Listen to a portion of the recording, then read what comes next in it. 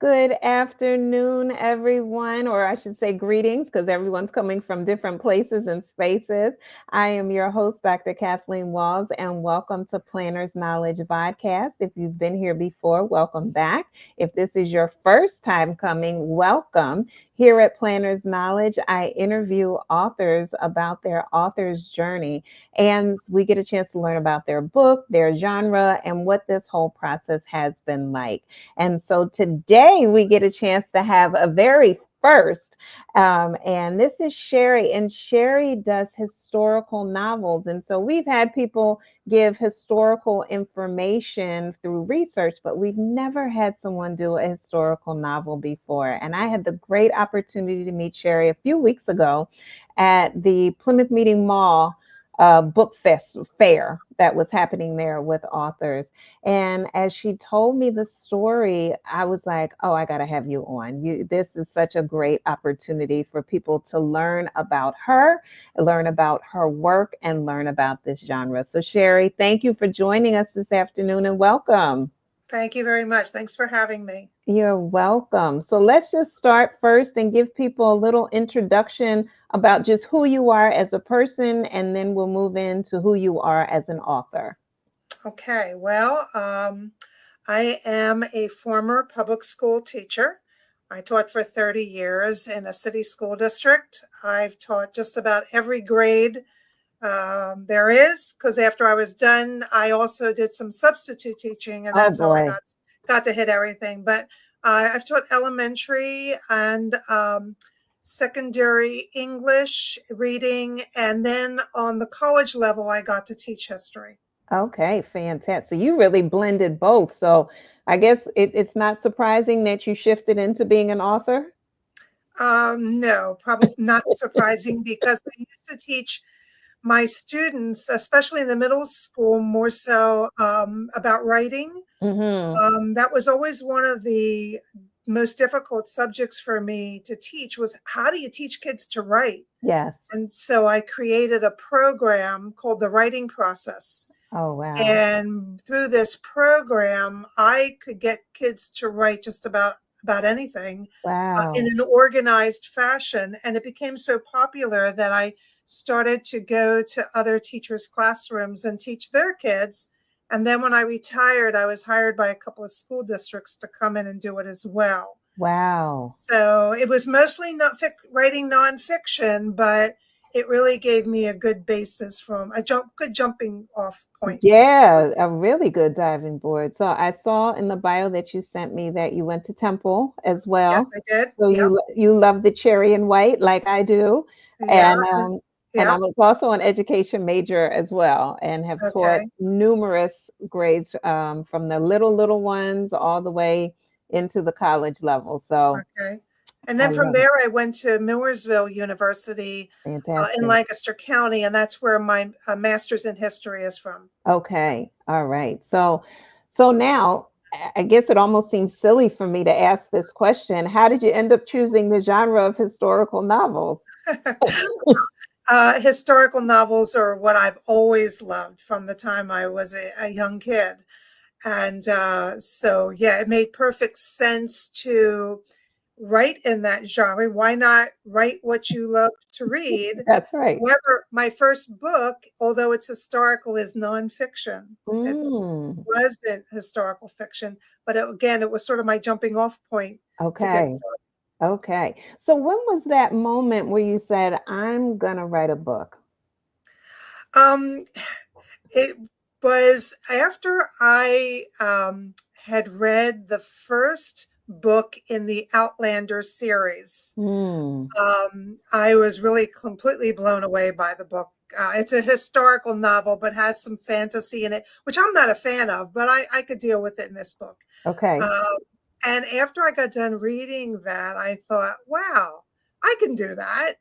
And then I started reading about the author, Diana Gabaldon, and it sort of happened the same way for her. She thought, well, I could do this. Uh-huh. And that's where the real motivation came. I thought, wow, I can do this.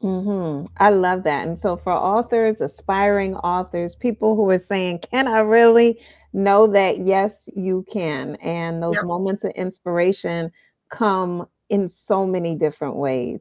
So let's talk about the first book, and let's tell people first, how many books have you written? I have written 5. Fantastic.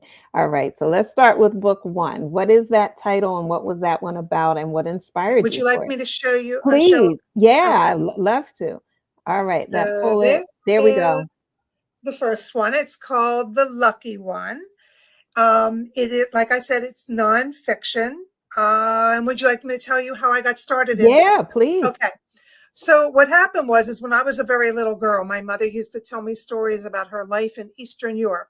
Today, that would be Ukraine. In those days, it was part of the Russian Empire. Mm. And she used to tell me these wonderful stories. And fast forward many years later, when my mother was getting ready to retire, I thought maybe she needed something to do. Mm-hmm. And I thought I could be helpful. So I said to her, why don't you write down all those stories for me? Well, a few weeks later, she handed me over 100 pages, handwritten documentation of all these stories. And of course, I read it, and Wow. it included all those wonderful, short snippets that I loved. But Yes. now it was the full story with all the gritty details. Oh. And I knew I had to do something with it, but I was in the middle of my teaching career. I had a child at home. I just didn't have time to sit down and write a book. Mm-hmm. So I put it aside. And then many years later, when I was retiring, a lot of people said to me, well, what are you going to do when you retire? Mm-hmm. Mm-hmm. And I said, I have a book to write, but it will take me Mm. another 13 years on top of that, a total of about 28 years from the Sherry. time of receiving her document till I sat down to write. And I Wow. think it took me that long because first, it was a very personal story. Yes. Number two, I didn't know how to handle it. Should I write it as a historical Mm. novel, which I really Mm-hmm. wanted to do, Mm-hmm. or write it as nonfiction? I Mm-hmm. chose nonfiction because I could keep all of my mother's words in that story, word for word. But Mm-hmm. then I worried about, well, what will my contribution be? And I decided to add the historical and cultural background to my Mm-hmm. mother's story. So when my mother is telling you about something that happened to her and her Mm-hmm. family and why they had to run away, I'm telling you who's doing that to them and why it is happening. Oh, And wow. so the book toggles back and forth between my mother's story and my contribution to give context to her Got story. you. Oh, that is so rich. It just Yeah. sounds so full. Yeah, it was great. And she would tell me these stories while she was baking in the kitchen. And I would sit there at the table listening to her stories. And Yes. so at the end of the book, I also added some of her recipes. Uh, Oh, yeah. that's fantastic. So what are some recipes at the end?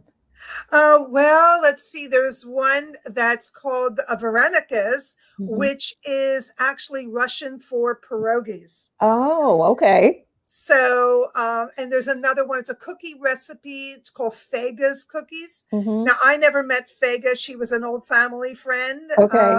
I never knew her, but I loved her cookies. Okay. So, yeah, and there's only 3 recipes at the end, but Yeah. it sort of gives like a homey uh, flavor to the book. Yeah, yeah, I love it. There's 2 other authors. One is Amelia Griggs, and then the other one, oh, why am I blanking? Joan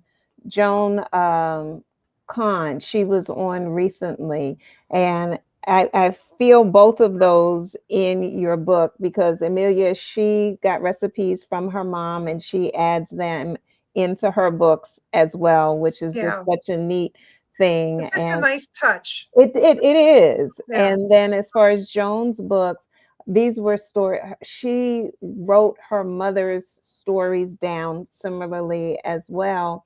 But these were the stories that her mom used to tell them growing up. So right, children's book, wow. right, So but very interesting here. You, like you said, yours is historical, and then you added that context, right. which just creates a breadth of understanding when someone's reading. That is so wonderful. So Yeah. You said 28 years altogether for that one Yeah, about. yeah, it took me a long time to finally sit down and because I think in the back of my head I wanted to do a historical novel on it, Mhm. but I wasn't ready to write a historical novel. I had to learn how to do that. That's a whole other process. I mean, I was very used to writing nonfiction because my master's thesis is nonfiction. Everything Mhm. I had written in high school and college is nonfiction. That's what I was teaching when I was teaching kids how to write.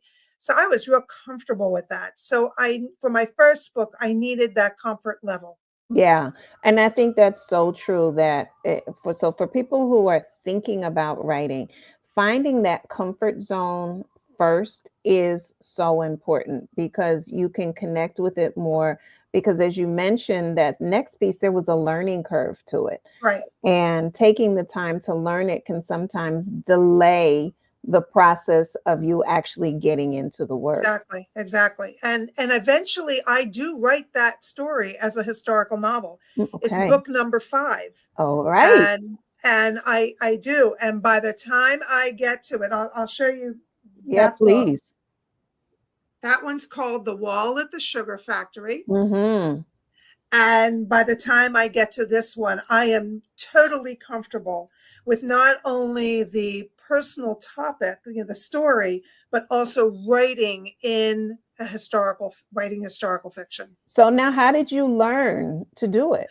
Okay, well, I, you know what, I was still, one of the ways that writers learn how to write is to read a lot. But now that want to write it, I'm really starting to pay attention to what I am reading. The second Mhm. thing is I joined a writing group from a local library Okay. and they met once a week. Mhm. And I was already starting to write my first historical novel. So I would bring chapters with me. Mhm. And that's what we would do is we would read each other's work every week. Maybe 2 or 3 people would share their work.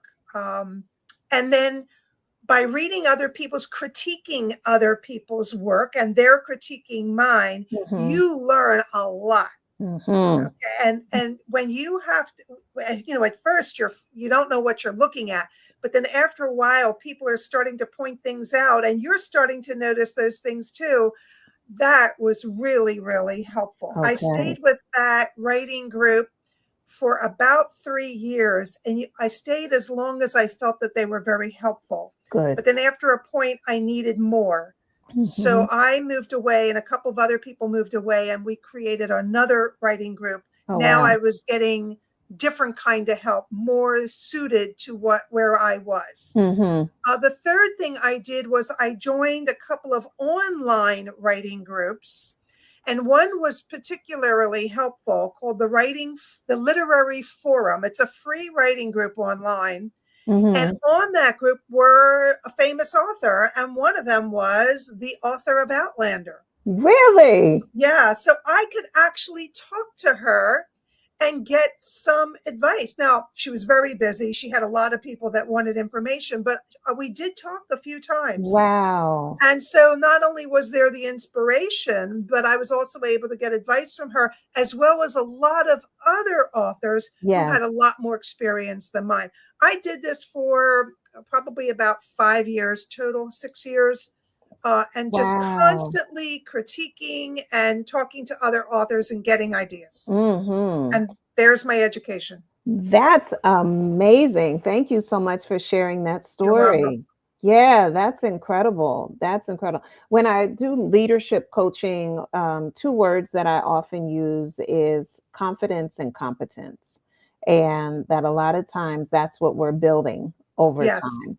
And I hear it so solidly from you talking about that first book, and knowing that you weren't ready to go into that genre, but it was an interest of right. yours. Absolutely. And so, as you mentioned, right, you were from first book to finally gaining the competence and the confidence to book 5, but there's still 2, 3, and 4. So what's going Right. on with those 3?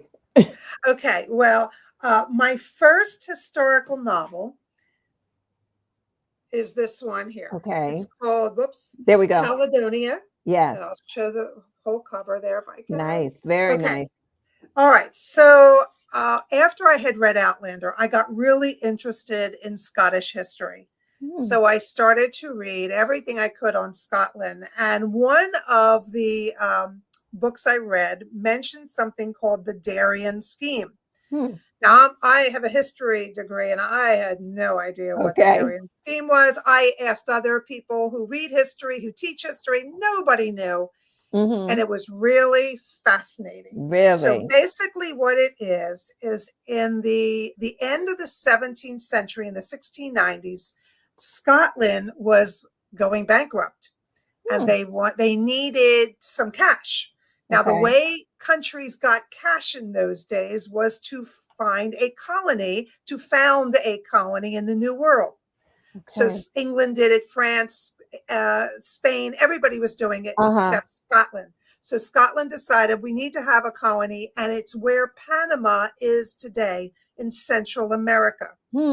So they sent out 3 ships and 1,200 colonists, and in a couple of months, the colony failed miserably.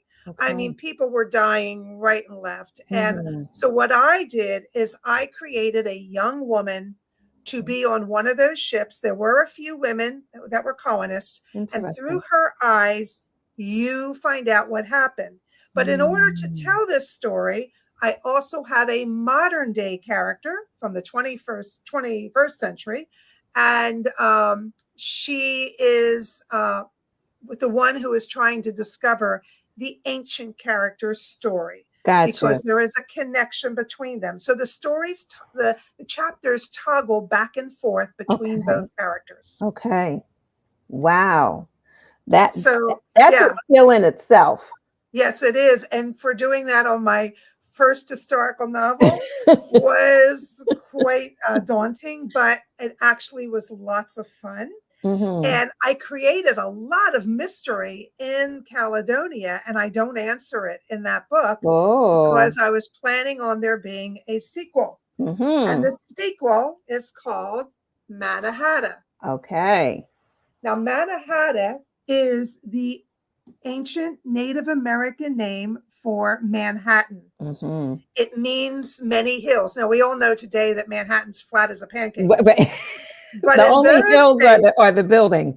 Right. But in those days, it was a very hilly place. Wow. So my characters from Caledonia continue their lives in Manhattan. One is in the early 1700s, from 1700 to 1712. So the reader finds out what was going on back then, which is a very fascinating time period. There was a plague. There was a slave rebellion. In fact, the first slave rebellion in New York. Then the modern day character, she's also there as well. See, between the two, again, the stories toggle back and forth, and all of the questions are answered from Caledonia in MANNAHATTA. Wow. I could have put them all in one book. But today, publishers and readers, they don't want books that long. 300 to 400 pages is max. Caledonia is 341 pages, so that's why I cut it off there. And MANNAHATTA is a little bit longer, but to put them both together, it would be harder to sell it. And I'm so glad you said that, because that was one of my questions as far as page number. 1, how many pages are in each of them? And 2, how did you decide on the page number? It's really interesting because, editors and authors and publishers, we don't really talk in page numbers. We talk in number of words because pages can be manipulated. If I increase the font size just 1 point, I can add 25. I can add 25 pages onto my book, or I can decrease it. If I use a 6x9 size book, which are all my books are all 6x9. The book has less pages. If I did it in a 5x8, I could be adding 100 pages. So that's why authors, editors, and publishers, we talk in words, because words can't be manipulated. The number of words is the number of words. Come on. I love it. Thank you for sharing that. You're welcome. So important. When I was talking with oh goodness, we were talking last night. Krista Smith, we were talking, and she was saying, as far as like 20,000, 40,000. Elle Beckenstowe was also talking about, we were just talking about the various number of words that are utilized to define a novel, a novella, a short story, and so forth. And so it's important that people recognize those number of words. Yeah, the lucky one is about 40,000 words. Okay. That is more considered a novella. You Mm-hmm. have to get it up to about 75,000 or more to start being considered a novel. Wow. Wow.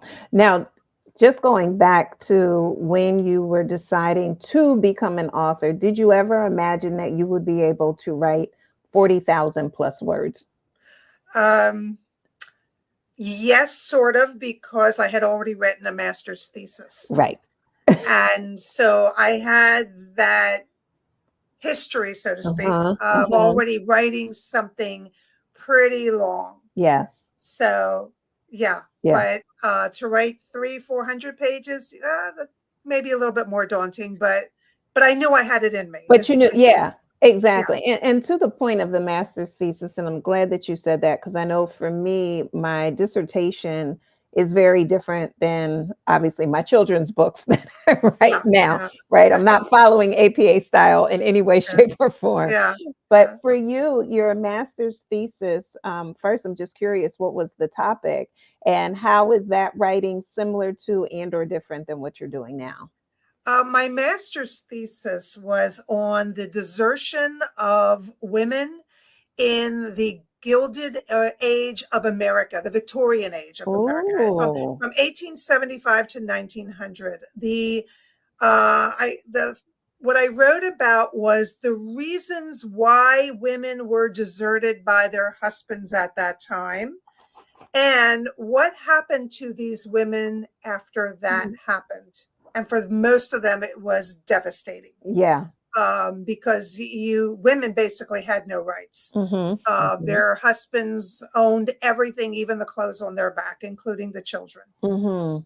So it was devastating. So that's what I wrote about. Wow, Yeah, what a and great and topic. and how it was different. Well, I'll tell you how it really, really helped me. I've been trained to be able to do research, Mhm. and I know where to look at for things, what's going to help me, all the research that's necessary to write a historical novel, Yeah. and where to search for it. Mhm. And I feel that background that my professors gave me has been very, very helpful. Oh, yes.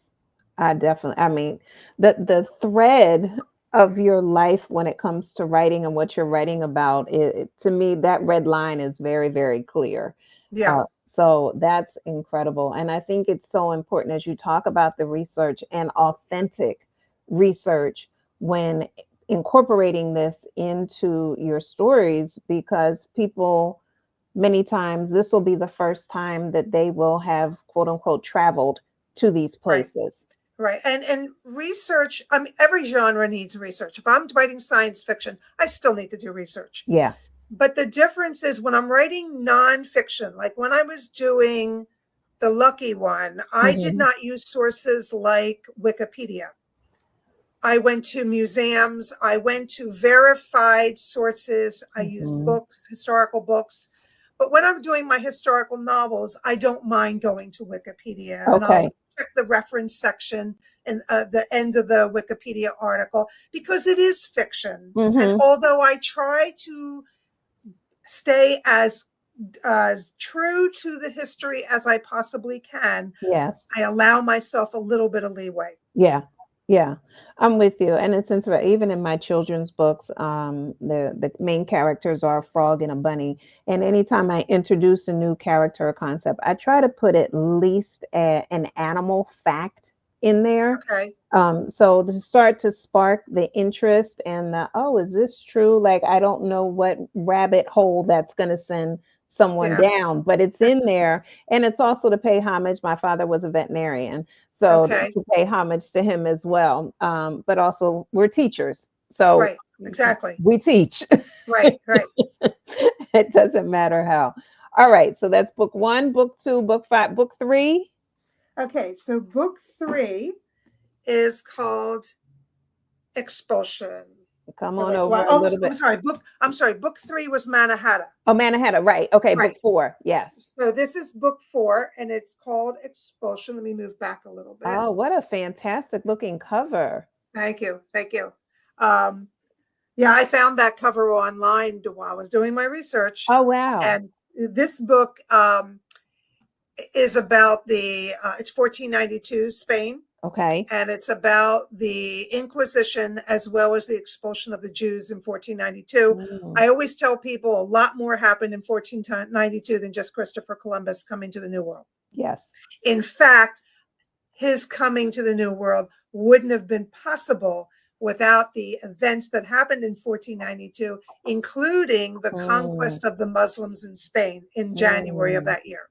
So Oh, all wow. of that had to happen before Christopher Columbus would get the money, the funds Yeah. to travel. Yeah, I love the fact that you're bringing in all of the additional context. I had a history professor at Temple. I wish I remembered his name, and he taught 1877 to the present. Now, the present was several decades ago, but it was Right, 1877 to the right. present at that time. And I told him I wish he had been my history teacher all along because he connected all of the different world events that were happening instead of just these isolated moments Right. as if that was all that took place. Yeah. Well, this book came about because I was teaching a college history course, a survey course, and it was the age of exploration to the Civil War. Well, I never got to Mhm. the Civil War. There was never enough time, but the Mhm. age of exploration was so fascinating to me. And I just Mhm. spent so much time on that. And that's, you can't do the age of exploration without talking about Spain and what's going on there. And you have to know what's going on in the country.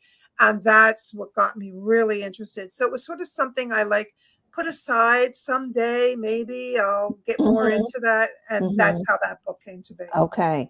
And so as far as word count with that book, where are you? That one, I believe, is maybe about 80,000, 85,000. Okay. It's of my historical novels, it's the shortest one. Hmm. In fact, the funny part, one of my readers said to me, because she had read my other books, and she said, "How come this one's so much shorter?" And I said, "The story's over," because the story is based on real live characters. Mhm. There is the leading family of Spain. These are the richest and the most powerful Jews of Spain at their time, and they had Mm. a daughter. And my story is about the daughter. Okay. And it ended because this is where the her story ended. And Yeah. I couldn't go on any further. But that was a nice compliment. Yeah, it sure is. Sure. I Yeah. mean, that person is engrossed, Yeah, obviously, and yeah, yeah, following you as an author.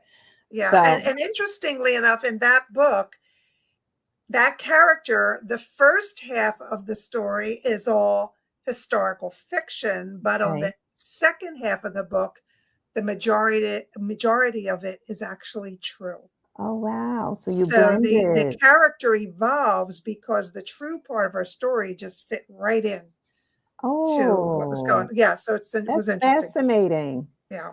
That is, what's it like for you to read your work when it's complete? Oh, yeah. And I do that quite often, especially like if a book club Yeah. asks me to come, and I wrote the book like 3 years ago. So I Uh-huh. want to, it's funny. I go through different stages. When I start off with the book, I'm thinking, oh, this is horrible. This is terrible. You should rewrite this. And then I get to the middle of the book and I'm like, wow, this is really good. Boy, I like this sentence. And then when I get to the end of the book, Uh-huh. I'm usually crying. Oh, So that's the journey I take when I yes. reread my books. But I've heard from other authors, a lot of them say that when they reread their work, they're like, oh, it's Mm-hmm. like, really? Like, but you know what? Even if you feel that way, it's where you were when you were Yes. writing that book, and let it be. Yes. That is your 100%. journey. Yes. Yes, thank you for those words. That is You're so, welcome. so true. I know when I wrote my dissertation, you want it to be the best, and Right. you're writing and you're critiquing and you're changing, and then finally, there I do remember that moment in me when I said that inner voice said, "This is the best that it's going to be right Correct. now." And one day you will reread this and you will see how you could have written things differently, but that's in the future. Right. So Right. write it and release it. Exactly. And so when do you know it's time to release?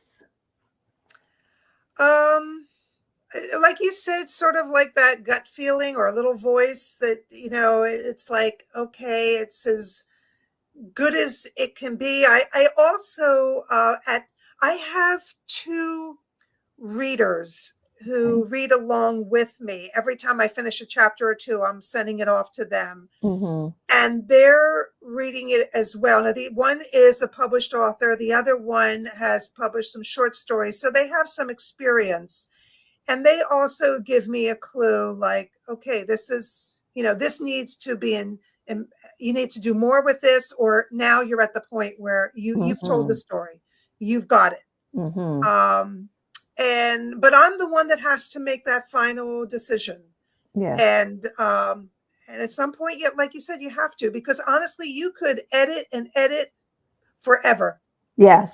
And you just have to say that's it. And Yeah. then after I've gotten the proof Yes. back. I hand it off to my husband and my daughter, and maybe somebody else who, other people who would like to read it, and then Mm-hmm. get their feedback.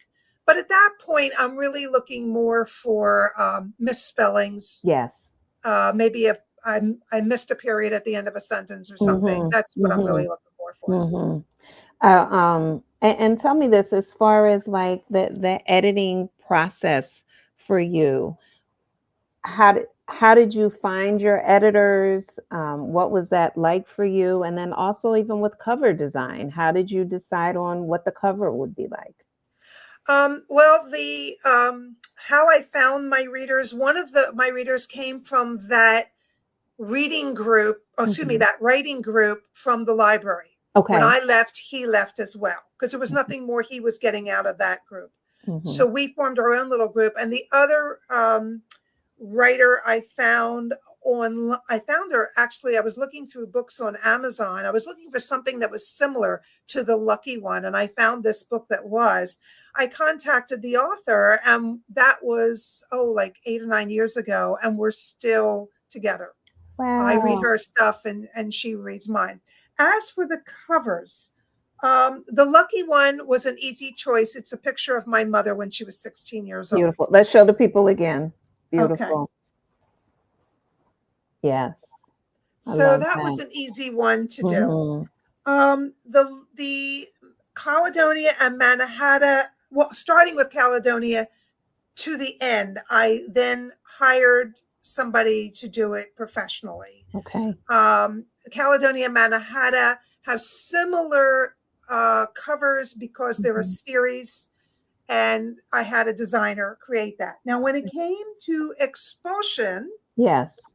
this one I found, as I mentioned in my research, I was looking up Jewish quarters. This is where Jews were forced to live in 1492 in a certain Mm. section of town, Mhm. sort of like an old Italian word, ghetto, is where they had Mhm. to live. Mhm. And I found that there was a marker on the wall, Hmm.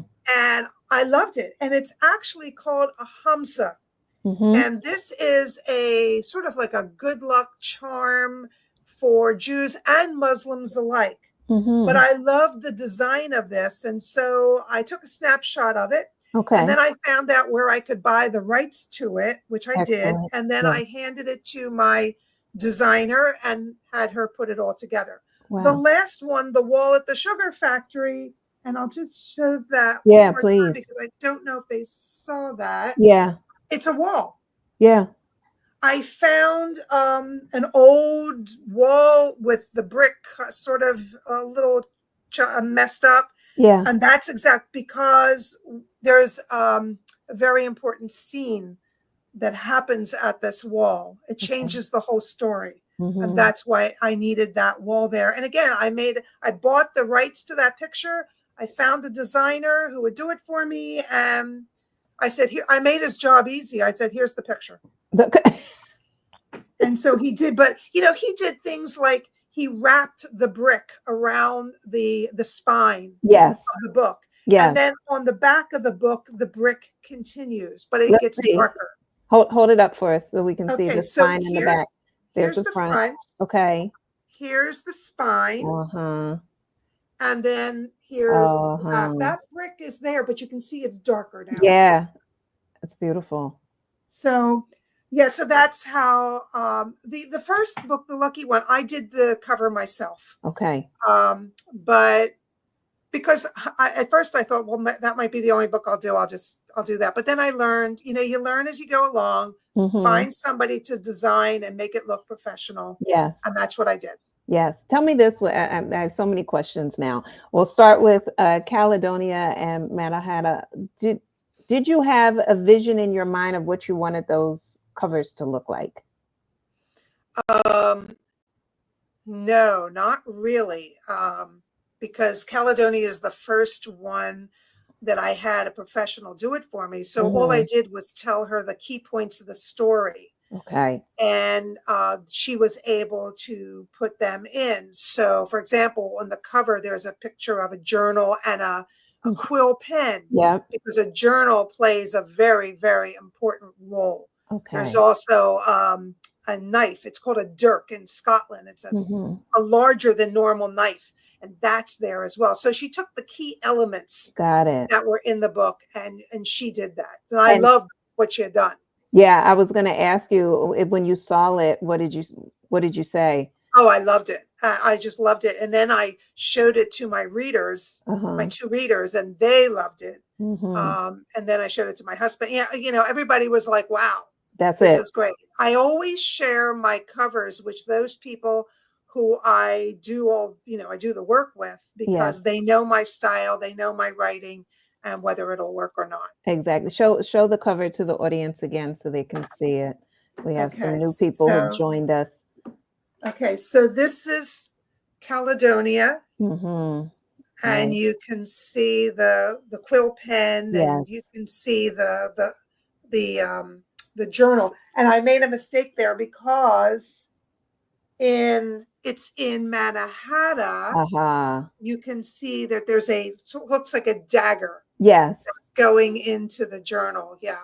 Okay. So the covers are similar.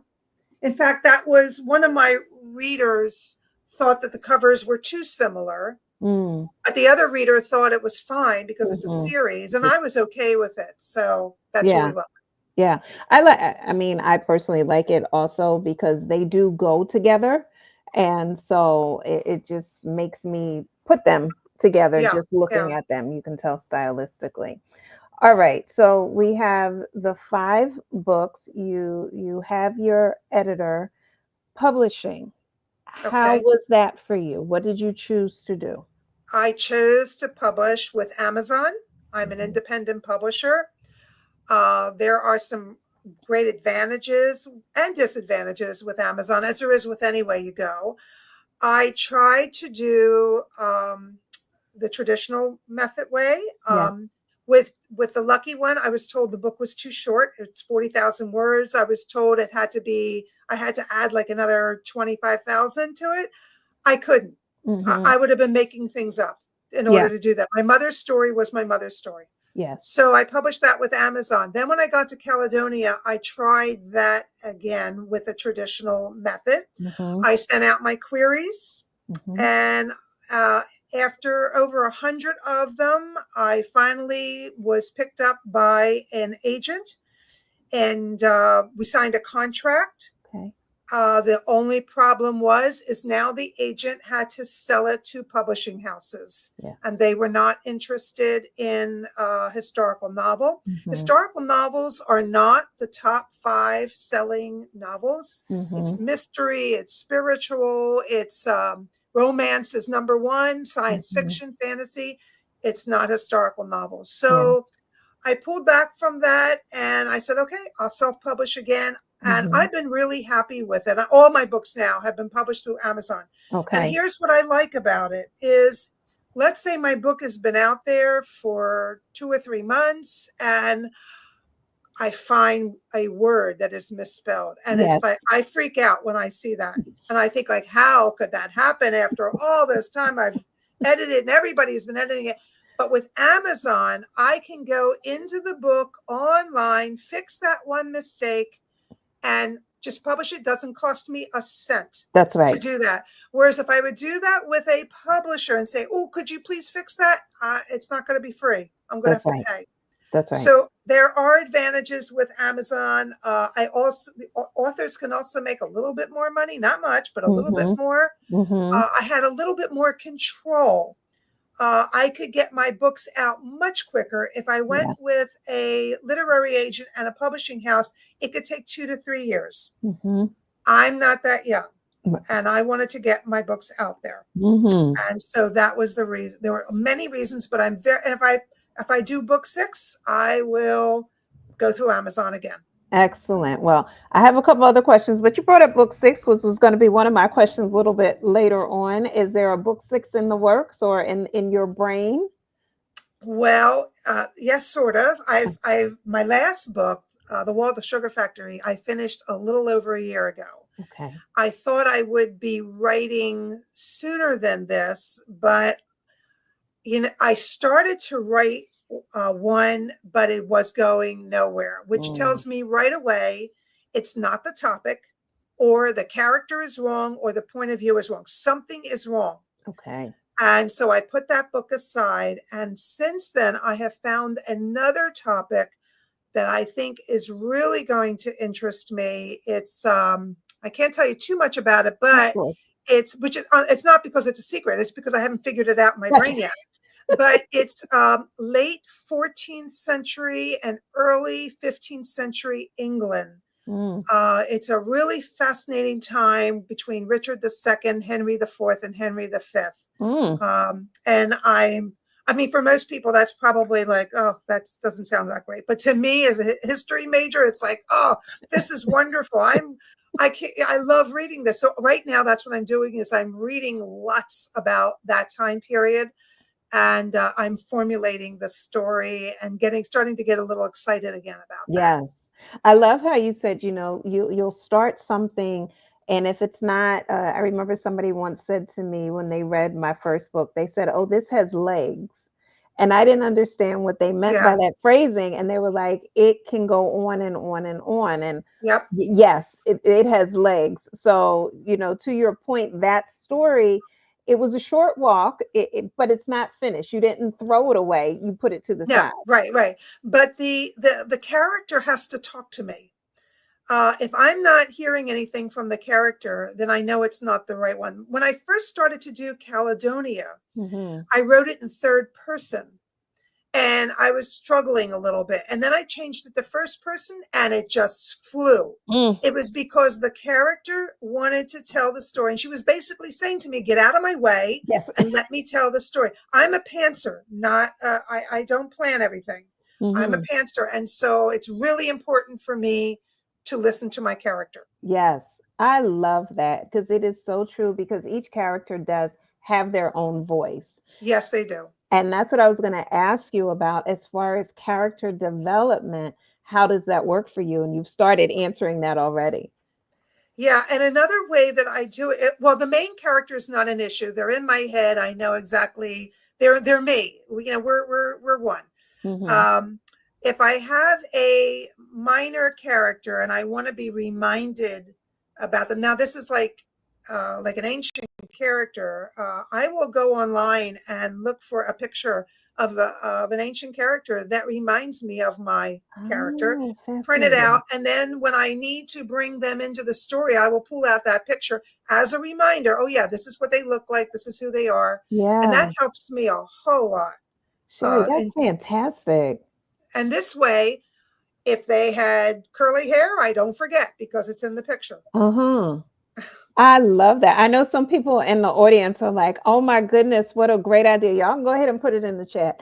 That is fantastic because as I was talking, I think it was Elle, yes, Elle yesterday we were talking and she was talking about her characters and character development and one of my questions to her was, does she know what these characters look like? And so Yeah. for you, it sounds like you do have an image of what they look like. And not only that, but you need to have, your character needs to have some character traits. Mhm. It's not only how you remember them, the writer, but it's also how your readers remember them. Yes. So if I have a character who's always biting their nails, I don't even have to use a dialogue tag when they're speaking. If that paragraph, I have something about they were chewing on their nails while they were talking, you know Mhm. exactly who the character is. And the more Mhm. important the character is in your book, the more they need the character trait and definitely to have a name. In fact, I always tell my readers, if the writer gives the character a name and gives them character traits, you know that's a pretty important character in the book. Oh, great point. Great point. Well, I have to say, you know, as you talked about your first book with your mom and then you went into the depth of it, I started seeing it in my mind's eye. Have you thought about turning any of these or all of these into some sort of film? When Steven Spielberg calls me, he's welcome to the rights. Yes. Oh, of course. I think, yeah. In fact, when people have read The Lucky One and now The Wall at the Sugar Factory, a lot of people have said, "Oh, this should be a movie." Hmm. But I also think Caledonia would make a wonderful I do series. too. Yeah. And I mean, and then goes into MANNAHATTA. So it's like it could go on for a couple of seasons. Yeah, And yeah, I absolutely do think that they would be wonderful I do. And movies. the other thing that I'm thinking because and correct me, each of your stories, it is a female lead character. Yes. Yes. Okay, that sounds very intentional and purposeful. You know what? It just works for me. We write what we know. Mhm. And yeah, I could do a guy, there's men in my books as well, and a lot of them. But when I'm in writing first person and I'm in Mhm. the head of my character, it's Mhm. just easier for me to write it from a woman's point of Yeah. view because I write what I know. Yes, yes. It's interesting. I don't know if you had a chance to meet S.K. Kaba. She was an author there as well, and I had met her a year ago and interviewed her. And she was saying that when she writes through the lens of a male. And she's Okay. like, I don't know where this voice comes from, Okay. but that's the what. And then she's like, and then I have to go check in with some men to see, like, is this accurate? Yeah. So, yeah, Yeah. so it's interesting when you're writing and really you become that quill, right? You Yeah. become the vessel. Yeah, and it's not only writing by gender, but it's also, I have good characters and I have evil people too. Mhm. The funny part is about the evil ones is when a reader says to me, "Oh, they were so horrible. I hated that character." And I always chuckle inside thinking, "Yeah, but they're my baby too." Right. Yeah. So true. Such a good point. Such a good Yeah. point. But the other thing that I was thinking, and I don't know why Caledonia, like you just talking about your books is creating a lot of visuals for me. Caledonia, I'm seeing as a cartoon. I'm seeing it animated. Have you thought about Okay. doing it that way? I don't know if that would work. Okay. I mean, I have no idea Mhm. because of the stuff that goes on in the colony itself, because it's pretty miserable what goes on. Mhm. But I would be afraid that a cartoon would lighten the story. Got you. And it's a very serious, deadly story. Mhm. Mhm. And so I wasn't seeing it. In fact, all my books are deadly serious. Okay. Okay. They're true events and it's about horrible things that happen, Mhm. true stories that happen to people. Mhm. Mhm. So it's important, and thank you for clarifying that. So as people are looking to read these or looking to buy these, where can they go to get them? Well, you can go to Amazon, of course. My books are paperback, and I have an audio version Oh, as well, fantastic. and they are on Kindle as well. So there's 3 different formats, and you can get them all through Amazon. You can also go to, like, for example, Barnes and Noble.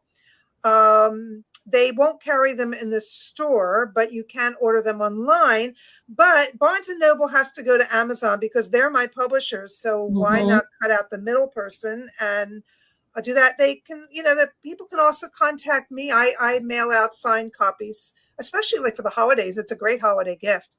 Fantastic. If people want to do that, but Amazon is really the best way. Oh, books.org, I think, is another one that has some of my books. Okay. So yeah, you can find them online, but Amazon is really the easiest way to get Okay. it. And I put Sherry's website in the chat room so you all can go in there. And then also, if you look in the write up on the Ask Dr. Walls 525 YouTube page, there'll be a link to her website as well. Right. So you can always order that. So even for yourself, I encourage you to buy these books to support her as an author and the work and the diligence that she has put into each of these, and also to give these to people. It is a genre that many times, unless you're into history, like even today, as I was sending out announcements, there's some people who I know love history, and I'm like, oh, y'all are going to love this interview. And then there's other people who I send it to where historical novels may not have been their thing, but now they're sending me messages saying, this is fascinating. I never thought about it. So thank you very much. We have a question here in the chat room from one of our local veterinarians, Dr. Louise Wade, says, have you ever thought of spin-off and creating a new story based on a minor character from a previous work? Oh, that's an interesting question. I have not considered it seriously, but yeah, there are 1 or 2 characters that I possibly could do that and consider that. All right. Now, you mentioned something a couple times, and I want to make sure our audience catches it. You talked about making sure you had the rights for the pictures for your cover. Correct. How did you go about that? Okay, so for example, when I was looking for Expulsion, or when I found that picture, you go online and you'll see that it's owned by somebody, some company, and you just click on it to buy it. There'll be a price there, and you pay for it, and then it becomes your property. It gets downloaded to your computer, and now it's yours to use as you wish. So it's a very easy process.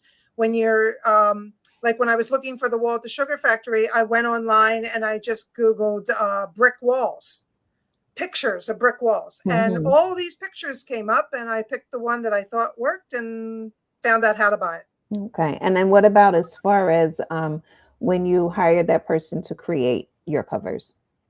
Okay, the Caledonia, MANNAHATTA, and Expulsion were designed by the same cover designer, but she's no longer in business. Okay. Unfortunately. So when I got to the wall at the sugar factory, I went to Fiverr and found a designer. He actually lives in Spain. And I sent him the picture of the brick wall, and we talked for a little while, a little bit. Since I already had the picture, it was kind of simple. Yeah. And that's where I found him. Yeah. And so it's important that for those who are listening, for those who are interested in becoming an author or someone who is, make sure they own the rights to their cover, their art internally as well, any illustrations that are made. That was one thing with my first book in 2009, The Greatest Soul Journey. I went through an independent publishing company because KDP didn't exist at that time. And one of the things they asked me was, did I want the rights to my cover? And I was like, I didn't even know that I wouldn't have the rights to my cover. So of course my answer was yes. And I purchased the rights to my cover, not knowing, of course, X number of years later, KDP would come onto the scene. And like you, I go in my book, I find a mistake. I now can go in and fix it on my own without having to go through this very long process. And I can legally use the cover to my book because I do own the rights. Yeah, And and as for illustrations inside, one of my books, I can't remember, it might be Caledonia. I went again to Fiverr and had them create a map for me. And so you can do that. Also, if the lucky one has a map as well and has some other documents in it, but if the documents are over 50 years old, a lot of them become then free to use. So but you have to check those things to make sure that it's now public domain, or if you have to purchase. And purchasing, it's not expensive. The covers that, the pictures that I bought the rights to were not very expensive at all. So now, Cher, as far as upcoming, before we get ready to close out, any upcoming events where you will be, where people can purchase your book in person, and/or services that you offer? Well, let me talk more about the services, because Yeah. first of all, I meet with book clubs. Okay. It's lots of fun to have the author in the room with you, because you can ask me questions like, why did you kill off my favorite character? And where did you come up with that idea? And I will tell you. I meet in person. I Zoom as well. So I've been all over the country doing that. Fantastic. I also, one of the hardest things for authors to do is the marketing. Yes. And when you're writing a book, you don't realize what's coming. And you're wondering, how do people buy my book? So what I did is I created programs for my books. I have 5 books. I have 4 programs. And so I am often asked by church groups and women's clubs and senior citizen places, if they're looking for a speaker, I have a PowerPoint program and I will come out. I do not charge, and I will do a program for you. I also will Zoom it as well. So all you have to do is contact me, and some of them are about my book, but one of them, the talk that I have for Caledonia, is actually, how does an author get an idea for a book, and where do they take it from there to take you all the way through to publishing. Wow. So I do those kinds of things, and that's how my books get out there. And I'm always doing those. I also go to, as you saw, book expos and craft fairs. I'm often the only bookseller at a craft fair, which is great for me. So yeah, so that's what I do. So if anybody wants an author sitting in the room with them for their book club, let me know, or if you need a speaker. Love it. Love it. Tell me, what are the price points for your books? The lucky one starts it's at $9.99 for the paperback. That's what it's been since publishing it. Okay. And then I think it goes up to the wall at the Sugar Factory is $16.99. Okay. So yeah, good price points. So, all right, people, let's support Sherry. Let's get some of her books for this holiday season. We have one question in here I want to get to. Jamila asked, how do you feel about using AI generated photos? Good question. When you want to, AI generated photos, I have not tried that yet. Yeah. I will tell you, however, that when you publish on Amazon, they ask you before they will publish for you, is any of this book done with AI? And you have to check off, no, you did not use it. And hopefully hopefully everybody's honest about that. Yes. But so they have that question. So no, I probably would not put AI in my book at all. Yeah, I feel the same way at this point. Yeah. I noticed that. I was so surprised. It was recently that they added that on there, and I said, oh boy, times have changed. Yeah. Jamila said thank you. So all right, well, Sherry, thank you so much. This was fantastic. Dr. Wade said excellent fascinating conversation. Thank you for joining us. Yes, so good. And I just feel like we're just going to have you come back and arrange something else, because there's so much. The teacher in you has so much to share. Yeah, sure. People. Anytime you'd like one of my talks, I'm willing to do that. Yeah, they run about an hour. Okay, fantastic. Well, we're going to talk offline. We're going to let these people go, and we're going to keep our conversation going. Sorry, y'all, you have to go. Okay, thank you. All right. So everyone, thank you so much for joining us today. As I told you, this is a power-packed Planners Knowledge week, tomorrow night at 8 p.m., I will be talking with Gil about his weight loss, and not just his physical weight loss, but also the other weights that he lost. And then we'll be talking on Friday with Nicole, and she's a horror novel. So y'all get ready to laugh because I'm a scaredy cat. So we're going to see how I manage that one. I am so happy that you all were able to join us, and we look forward to seeing you soon. And as always, continue to live your greatest life. God bless. Be well.